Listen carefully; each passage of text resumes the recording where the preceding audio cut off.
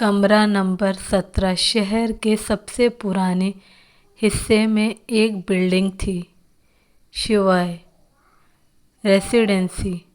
लोग कहते थे यह बिल्डिंग खाली नहीं है, बस चुप है। आरव को इन बातों पर यकीन नहीं था। वह एक फ्रीलांस क्राइम राइटर था, डर को बेचकर पैसा कमाने वाला इंसान। जब उसे खबर मिली कि शिवाय रेसिडेंसी में पिछले 6 सालों में 9 लोग लापता हो चुके हैं, तो उसने वही 1 महीना रहने का फैसला किया।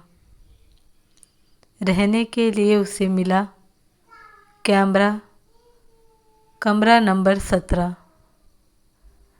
रिसेप्शनिस्ट पर बैठे बूढ़े चौकीदार ने चाबी देते वक्त बस इतना कहा, रात के 12 बजे के बाद आईने में मत देखना साहब।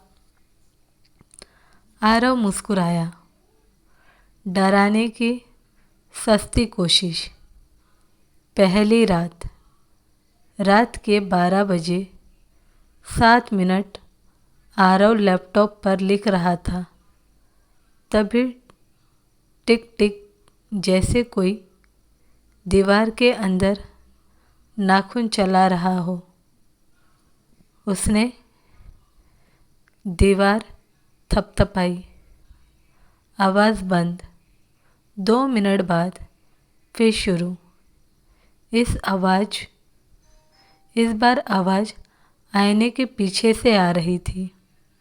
आरव उठा, आईने के सामने गया। आईना धुंधला था, जैसे किसी ने सांस छोड़ी हो। उसने कपड़े से पोंछा और पीछे कोई खड़ा था। आरव लपटा, कमरा खाली। जब दोबारा आईने में देखा, आईने में वही आदमी था, लेकिन उसकी आंखें नहीं थी। आरव पीछे गिर पड़ा। लाइट अपने आप बंद हो गई। अंधेरे में किसी ने कान के पास फुसफुसाया, तुम यहाँ पहले भी आ चुके हो। अगले दिन सुबह आरव को होश आया तो वो बेड पर था। घड़ी देखी, 10:30 बजे। उसने सोचा सपना होगा, लेकिन लैपटॉप खोला तो एक फाइल थी। उसने वह फाइल तभी बनाई ही नहीं थी।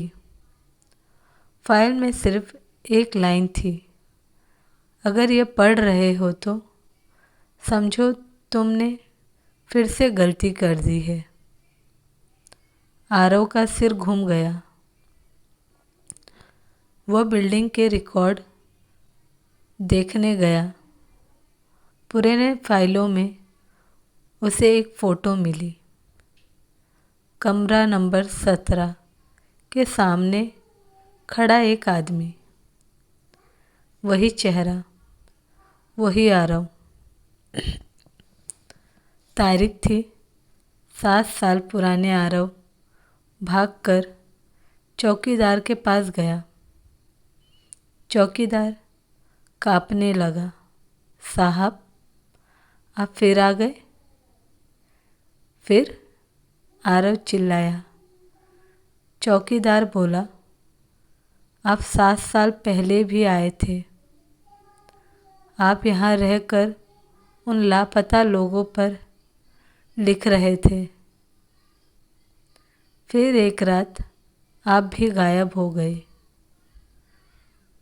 तो मैं जिंदा कैसे हूँ? आरव की आवाज़ टूट रही थी। चौकीदार के आंखों में आंसू थे। जिंदा नहीं हैं साहब, आप यहीं अटके हुए हैं। कमरा नंबर 17 का राज। रात होते ही आरव वापस कमरे में पहुंचा। आईना अपने आप दरकने लगा। आईने से वही बिना आंखों वाला आदमी बाहर आया और बोला, मैं तुम हूँ। असली वाला, उसने बताया। 7 साल पहले आरव ने एक सीक्रेट एक्सपेरिमेंट पर लिखा था, मानव चेतना का रिकॉर्ड करने का। सिवाय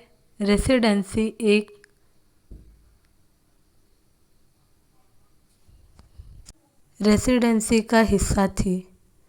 कमरा नंबर 17 में लोगों की यादें कैद हो जाती थी और शरीर चला जाता था। आरव का शरीर बाहर निकल गया था, लेकिन उसकी चेतना यही फंस गई। हर कुछ साल में वह चेतना खुद को दोबारा जिंदा समझने लगती है। अगर वही गलती दोहराती है तो आखिरी मोड़ आईना वाला। आरव बोला, अब तुम्हारा टाइम खत्म। अगला आरव आने वाला है। आईना टूट गया।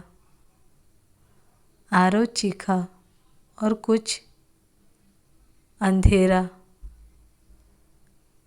एपिलोग सुबह।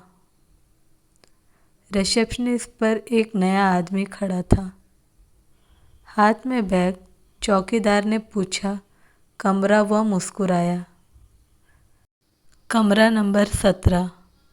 आईने में कहीं गहराई में एक आवाज़ गूंजी, अगर ये पढ़ रहे हो तो समझो तुमने फिर से गलती कर दी है।